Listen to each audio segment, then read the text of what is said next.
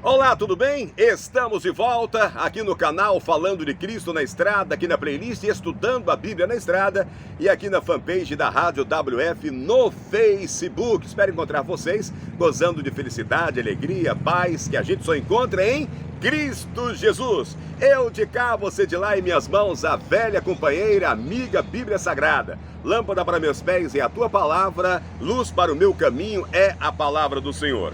Manual de estudo, lição da escola sabatina, material utilizado pelos irmãos adventistas, da mesma maneira que os irmãos evangélicos utilizam aí para a escola sabatina e os irmãos católicos para o seu estudo diário. Você pode ter acesso a tudo que nós estamos estudando aqui na página da Rádio WF no Facebook. A dona Vilma, ela posta todos os dias para você estar muito bem informado. Descanso em Cristo, este é o tema que nós vamos estudar em julho, agosto e setembro.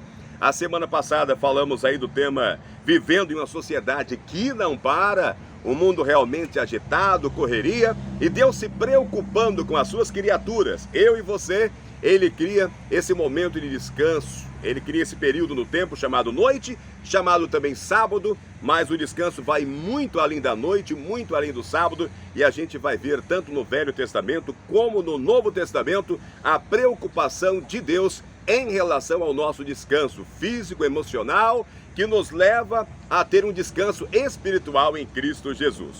Ontem nós fizemos a introdução da lição número 2 e eu chamei a atenção porque o tema da lição é esse, inquietos e rebeldes. O que nos leva à inquietude é não saber para onde estamos indo. Ou, quando sabemos que estamos indo, que esse Deus maravilhoso preparou um lugar para mim, para você, preparou uma casa. Ele mesmo falou, né? Não se turbe o vosso coração, credes em Deus, credes também em mim. Na casa de meu pai há muitas moradas. Se não fosse assim, eu teria falado para vocês. Mas eu vou. E quando eu for, eu vou preparar lugar. E depois eu volto para buscar vocês. E vocês estarão comigo para sempre, aonde quer que eu esteja. Bom, quando você crê que Deus está no controle, que essa promessa é verdadeira, que ela vai se cumprir, que Ele está no governo de tudo, bom, aí nós podemos ficar realmente mais tranquilos. Mas há exemplos bíblicos, por exemplo, Israel literal, a história do Êxodo, quando eles estão avistando a Canaã, a terra prometida do outro lado do rio, que nós podemos tirar grandes exemplos para nós hoje, israelitas espirituais, aguardando a Canaã celestial. Vamos orar, vamos falar com Deus para a gente começar o estudo de hoje. Querido Deus, amado Pai, em sua presença, Senhor, pedimos perdão pelos pecados e falhas. Lhe agradecemos por esse momento, nesse lugar maravilhoso, onde nós vamos estudar a sua palavra. Que o seu Santo Espírito seja o nosso professor e nos abençoe em nome de Jesus. Amém.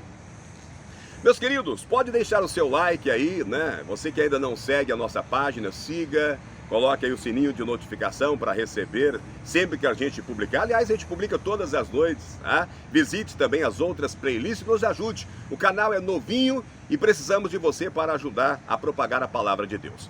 Você que está nos acompanhando aqui na fanpage da Rádio WF, estamos chegando aí a 5.000. Se você ainda não se inscreveu, se inscreva também. Nos ajude a compartilhar a palavra de Deus, ok?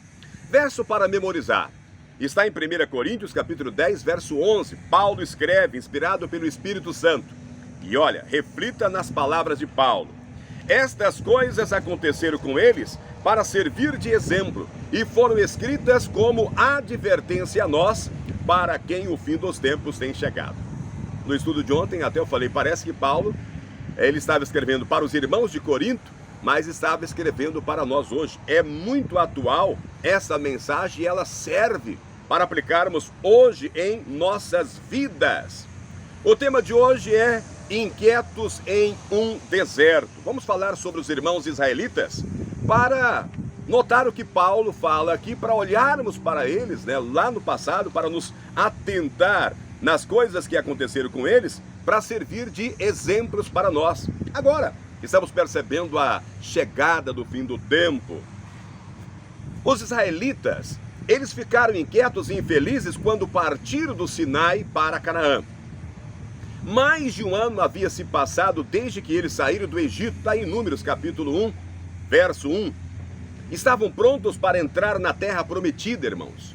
Foram contados, foram organizados. testemunharam demonstrações da graça e sinais da presença de Deus. Tudo está registrado aí em Números. No entanto, mal partiram do Sinai e já estavam reclamando. É isso mesmo. Mal partiram do Sinai e já começaram a reclamar. A primeira pergunta é para você ler Números, capítulo 11, do verso 1 até o verso 15. É uma leitura longa, mas eu vou estar lendo, porque o nosso intuito aqui é estudarmos juntos e deixar que a Bíblia nos explique, nos dê as respostas. Do que os israelitas estavam reclamando naquele momento, registrado aqui em Números, capítulo 11, a partir do verso 1 até o verso 15. Vamos ler? Aconteceu que o povo começou a queixar-se das suas dificuldades aos ouvidos do Senhor. Quando ele os ouviu, a sua ira acendeu-se e fogo da parte do Senhor queimou entre eles e consumiu algumas extremidades do acampamento. Olha a reação de Deus. Então o povo clamou a quem? Clamou a Moisés. Este orou ao Senhor e o Senhor extinguiu-se, apagou o fogo. Por isso, aquele lugar foi chamado Taberá, porque o fogo da parte do Senhor queimou entre eles. Continua a lição, olha. Um bando de estrangeiros que havia no meio deles encheu-se de gula. E até os próprios israelitas tornaram a queixar-se e diziam, olha a queixa deles, se tivéssemos carne para comer. Olha a reclamação. Se tivéssemos carne para comer. Nós nos lembramos dos peixes que comíamos de graça no Egito e também dos pepinos, das melancias, dos alhos porós, das cebolas e dos alhos. Mas agora perdemos o apetite. Nunca vemos nada a não ser este maná. Lembra o maná que caía do céu, que Deus mandava?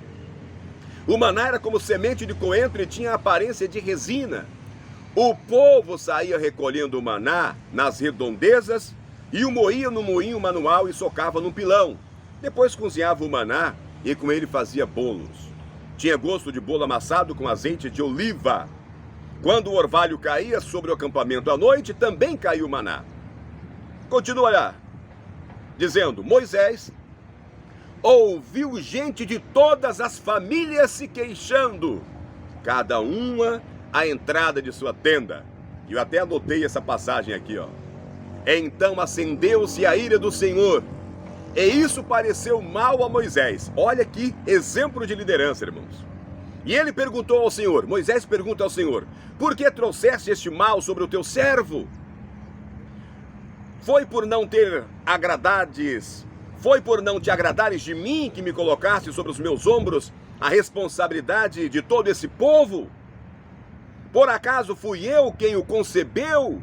Fui eu quem trouxe à luz? Por que me deste para carregá-lo nos braços como uma ama carrega um recém-nascido? A levá-la à terra que prometesse sob juramento aos teus antepassados? Onde conseguirei carne para todo esse povo? Eles ficam se queixando contra mim, dizendo, dê-nos carne para comer.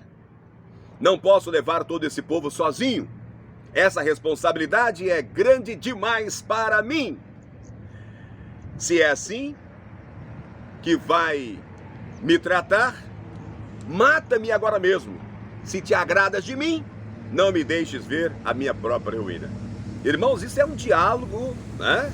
Moisés tem uma conversa séria com Deus aqui. Ele termina dizendo, se é assim que vais me tratar, mata-me agora mesmo.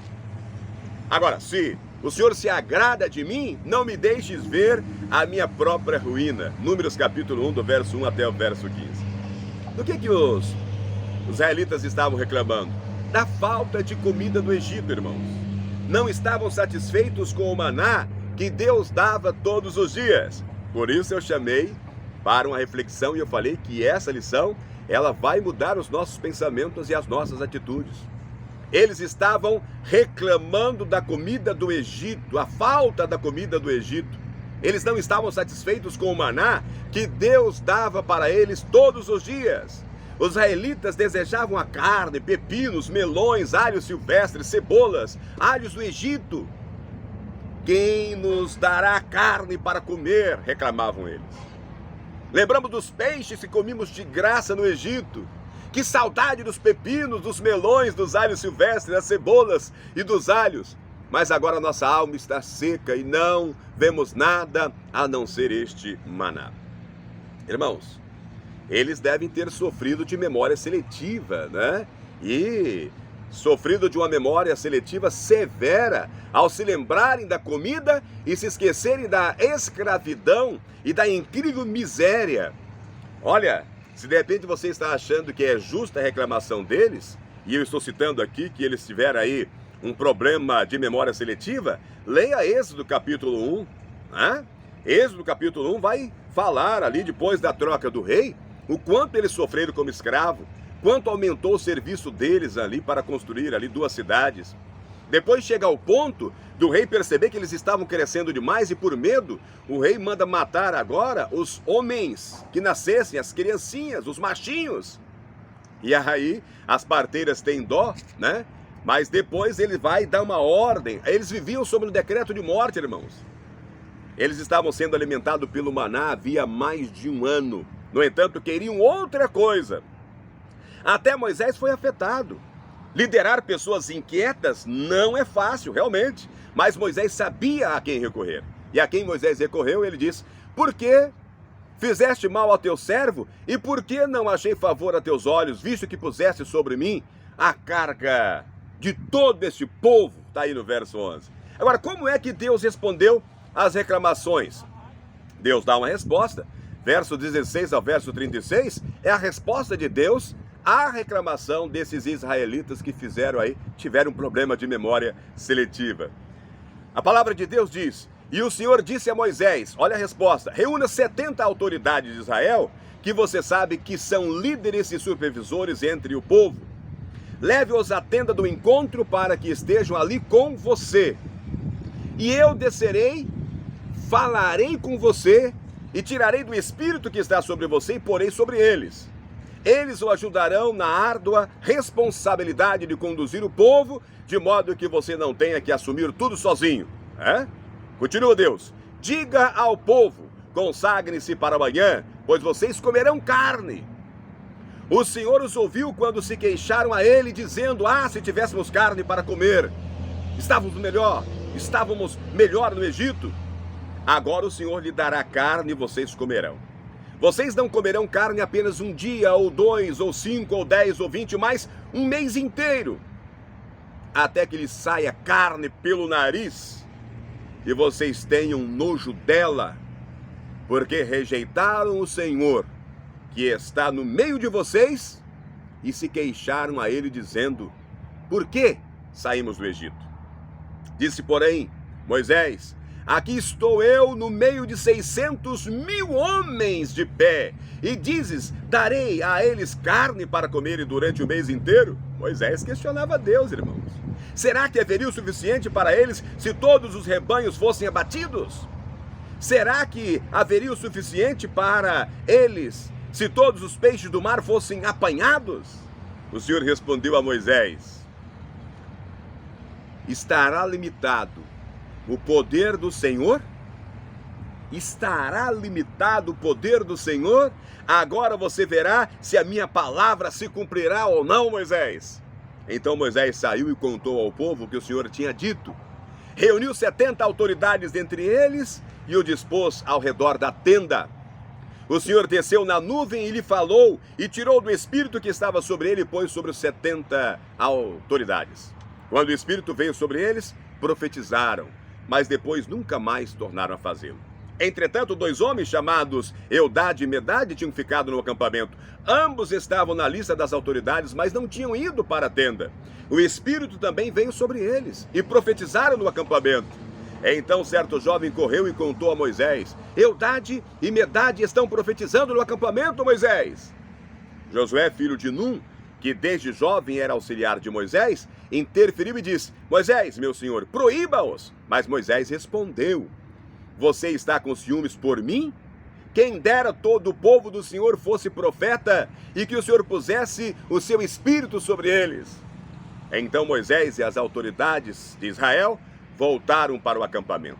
Depois disso veio um vento da parte do Senhor, que trouxe cordonizes do mar, e a fez cair sobre todo o acampamento, irmãos, e a uma altura de 90 centímetros, espalhando-as em todas as direções, até num raio de uma caminhada de um dia.